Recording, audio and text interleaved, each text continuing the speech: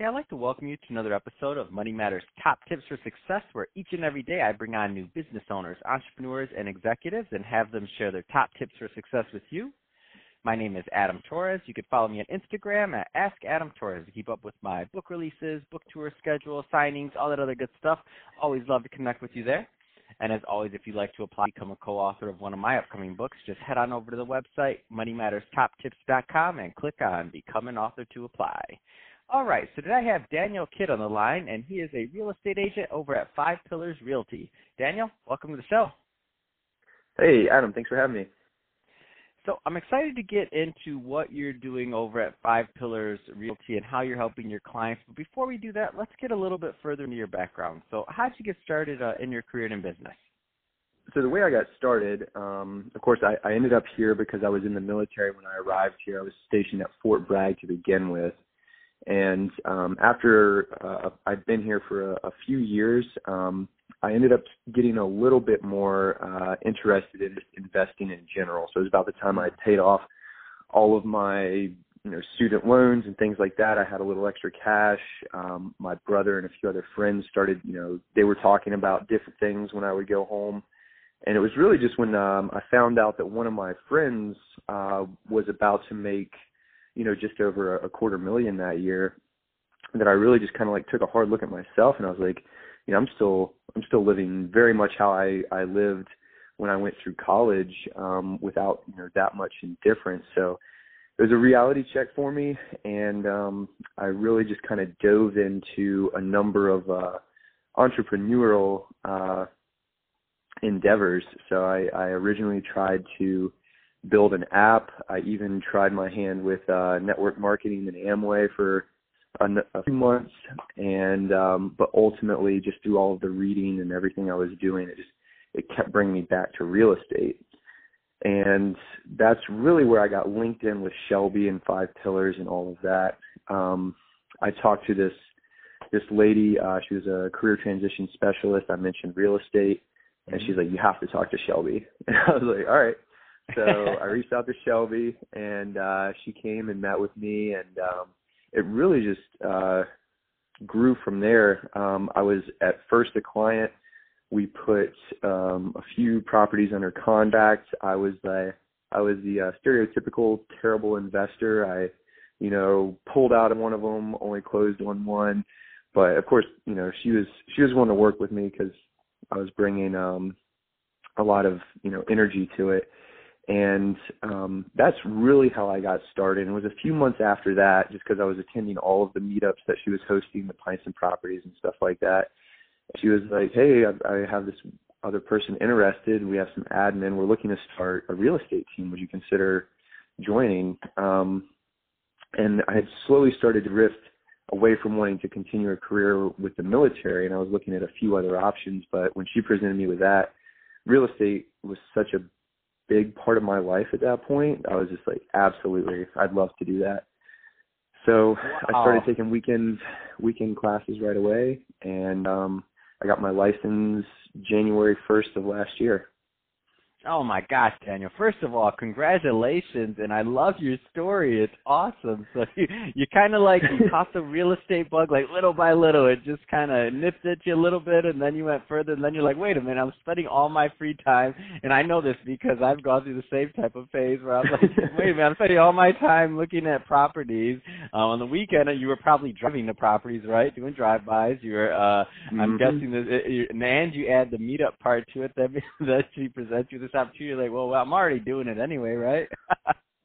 Mm-hmm. Oh man, I love your story. So that being said, let's there's something that's very key about your story here, in my opinion, and that is you had this idea, you had this want to do something, you tested the market, you tested a couple things. Maybe the first couple things you mentioned didn't work; they weren't all for you for whatever reason, and then you finally found something. And the key here, though, is that you took action. And there's some people listening right now who maybe they have this idea. It doesn't have to be real estate. It could be anything. It could be their app. It could be, for them, maybe the app thing does work. I don't know. But they're thinking about it, and they're kind of sitting on that idea, and they just move forward. What kind of advice would you give to that person that's kind of on the sidelines right now listening to this? just exactly what you said, take action, because I don't consider the first two things failures at all. Cause I poured everything into the app. I poured my money, my time, my energy.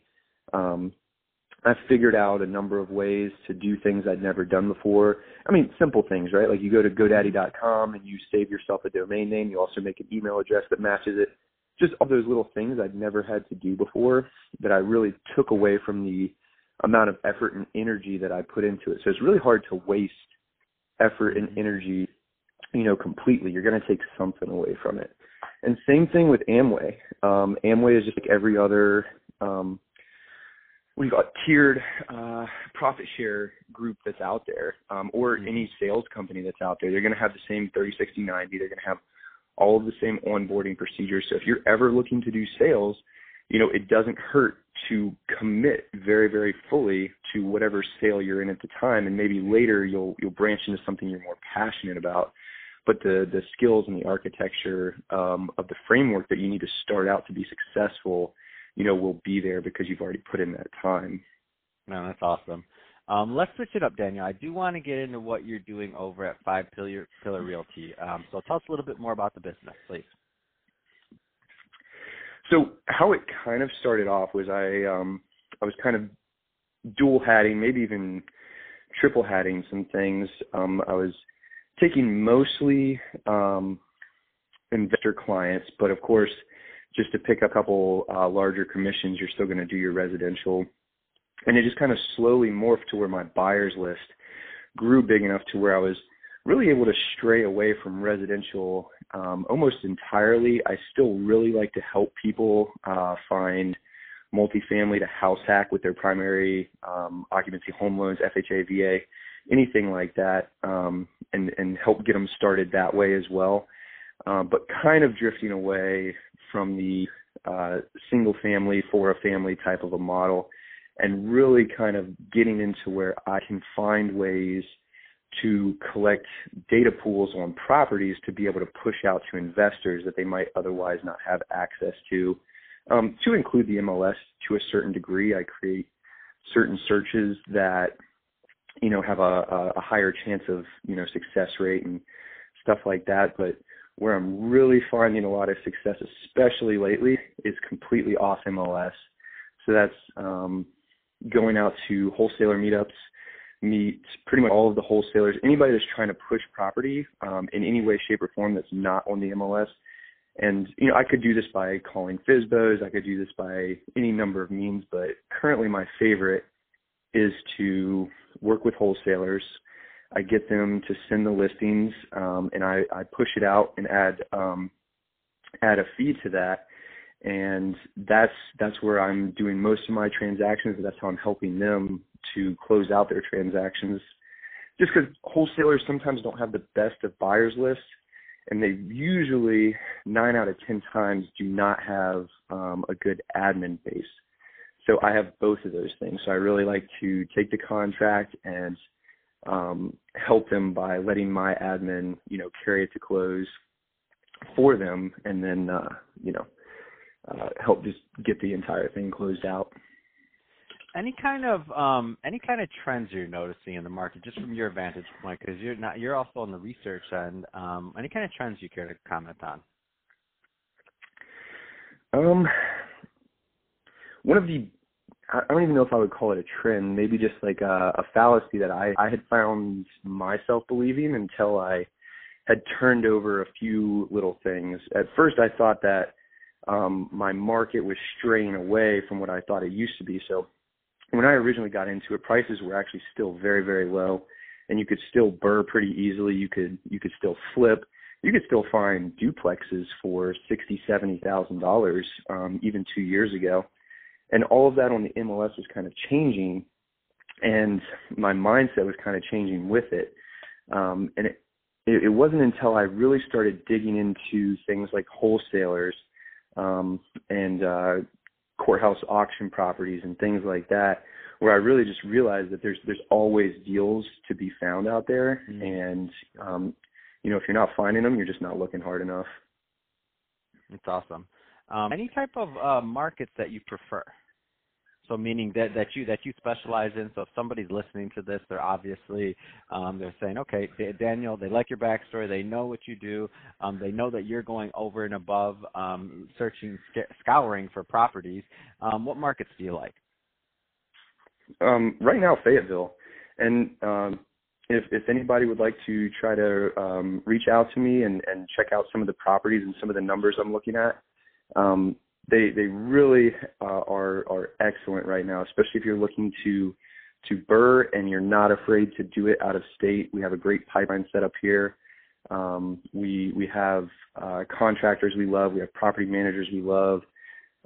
Insurance, pretty much everything short of what well, not short of, but it's very much like a turnkey model without actually calling it that. And what type of investors do you typically like to take on? Just so you know, if they're listening and they do want to follow up, they know that they're the right type of fit. Mm-hmm. Right now, I'm doing majority of burrs. We are kind of sticking in the 120 and down range. Flippers, we're actually kind of ramping up on the flipping. I didn't do a lot of flips in 2019, but we've already put 5 flips under contract in 2020, and it seems like there's not going to be a shortage of them in the near future. So definitely some flips. We are looking at about anywhere from 1 to 300 to get into it, and then of course they're all meeting the 70% rule.